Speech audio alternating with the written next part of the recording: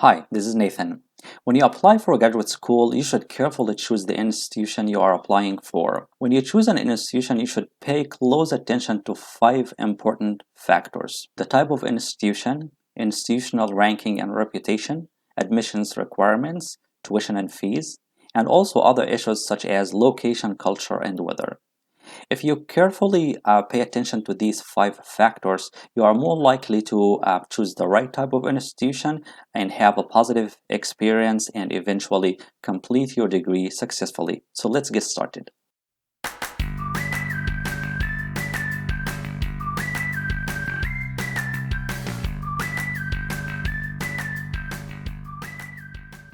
The first factor is the type of institution. The institutions of higher education in the US are different in terms of mission, reputation, student population, and even in the degrees they provide. So it's very important to carefully select the type of institution that would serve your needs and your goals. For example, if you seek prestige, maybe Ivy Leagues or prestigious private institutions would be a great option for you. Whereas if you would like to earn a PhD from a reputable institution, maybe a public land grant, research intensive, or a flagship institution would be the best option for you. Whereas if you would like to get professional training or a master's degree in teaching, then maybe a state institution would be the best for you. Also, some institutions focus on research, such as research intensive institutions or Ivy Leagues, while other institutions, such as state institution, would focus more on teaching than on research. So it's very important to choose the right type of institution when you apply for a graduate school. And for more information about the differences between the types of institutions, I created a different video about that, so feel free to check the link below. Okay, now the second factor is institutional ranking and reputation.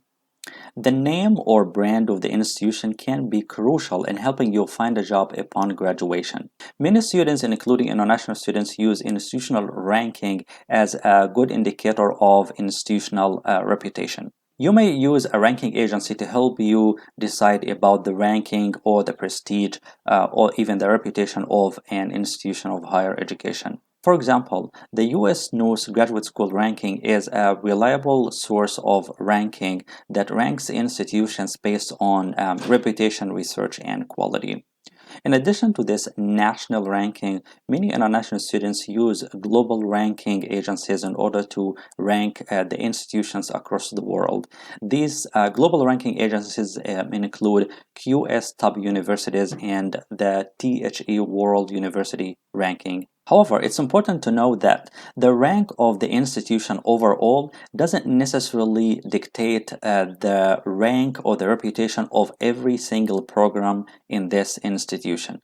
For example, if an institution is ranked number 10 in the US NOS ranking, this institution may very well have some programs that are ranked as high as number 1 or as low as number 60 or 70 or even lower. If you would like to have a more detailed picture about the ranking of a specific program, then you may want to search the US NOS ranking based on a field or based on a subject such as MBA, education, or engineering, etc. And for more information about how to use this ranking, whether national or global ranking, in order to choose the top institutions in your field, we have also created a separate video for this, so feel free to check the link below. Okay, now the third factor is admissions requirements.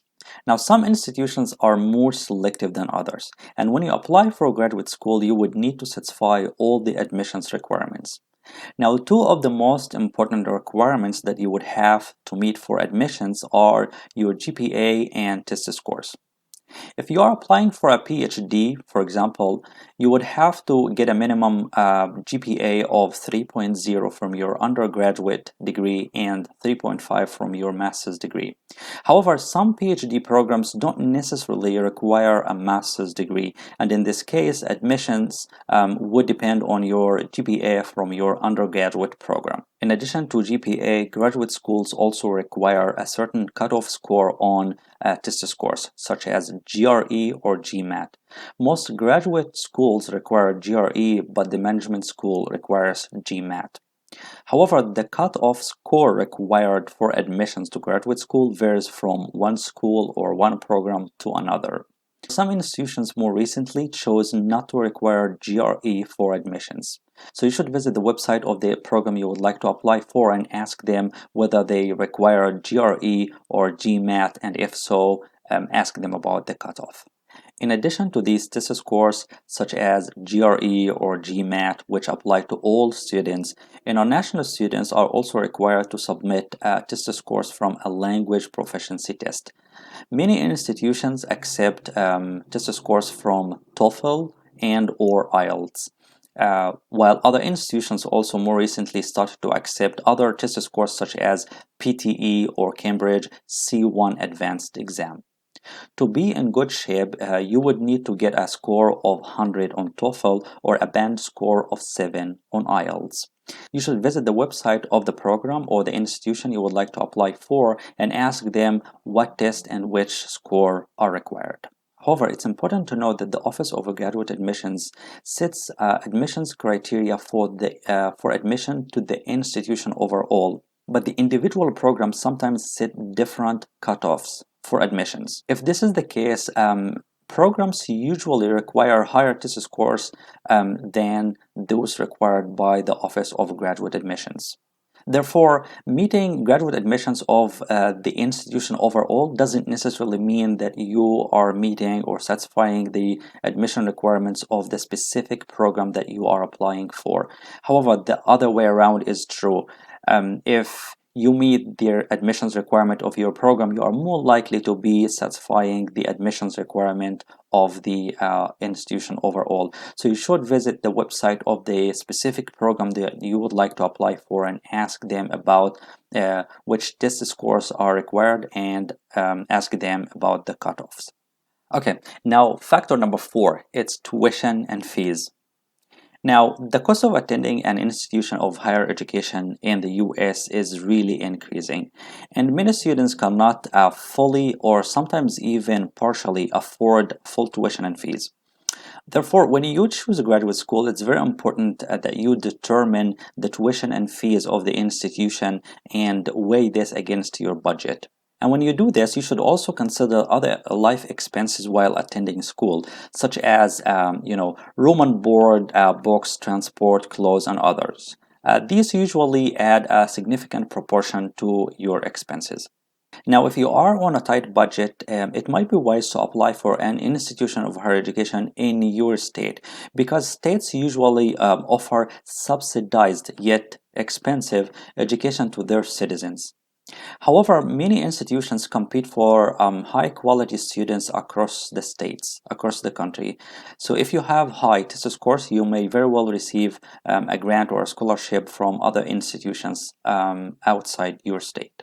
So it's important to know that the sticker price, which is the price that you see on the website, is typically different from the price that you will end up paying out of your pocket. Most students usually qualify for sort of financial support.